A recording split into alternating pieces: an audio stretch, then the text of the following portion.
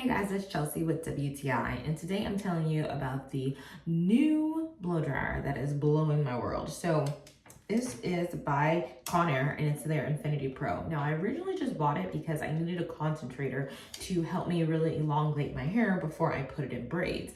But the way that this did such a great job, like better than I was thinking it was going to be, was something that I was really excited about because I needed a great blow dryer. I didn't want to have one that had like a tooth nozzle. I wanted one that could concentrate and put the heat where I wanted it. And as you can see, my hair literally went from so much shrinkage that I get when I wash my hair to being long enough to where I can grab it, braid it, and then here I am in my final product. Now there is two heads that comes with this. It's the concentrator and then the diffuser. So the diffuser is for all my curly girls who want to stay curly, and then you can diffuse your curls and hold that pattern in your hair. It's the same.